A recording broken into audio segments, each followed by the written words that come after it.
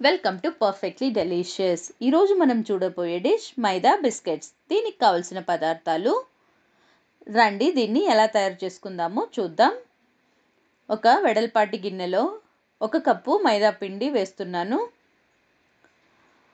ఇందులోనే 1/2 కప్పు పొడి చేసుకున్న చక్కెర,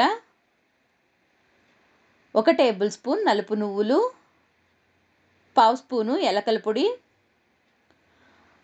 1/2 స్పూను సోంపు దంచి వేశాను.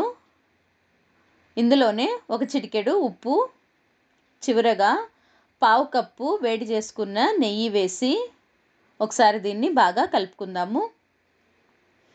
ఇప్పుడు ఇందులో తగినంత నీళ్లు కొద్దిగా వేసి చపాతీ పిండిలా దీన్ని కలిపి పక్కన ఉంచుకుందాము.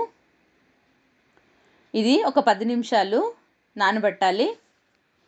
ఇప్పుడు నానిన పిండిని చపాతీలాగా మనము ఒత్తుకోవాలి. దీన్ని మరి సన్నగా కాకుండా ఒక 1/2 ఇంచు మందంగా దీన్ని ఒత్తి మనకి కావలసిన సైజులో షేప్లో దీన్ని కట్ చేసుకుందాము. నేను ఈరోజు ఇలా డైమండ్ షేప్లో కట్ చేశాను, కాజు కట్లీలాగా. ఇప్పుడు మనం కట్ చేసుకున్న దాన్ని ఒక్కొక్కటి తీసి ప్లేట్లో పక్కన ఉంచుకుందాము. ఇప్పుడు స్టవ్ ఆన్ చేసి ఒక కడాయి పెట్టి నూనె పోసి వేడెక్కించుకోవాలి. నూనె వేడైనాక ఇందులో మనము రెడీ చేసి పెట్టుకున్న మైదా బిస్కెట్స్ ఒక్కొక్కటి వేసి మంచి గోల్డెన్ కలర్ వచ్చేదాకా దీన్ని ఫ్రై చేసుకోవాలి.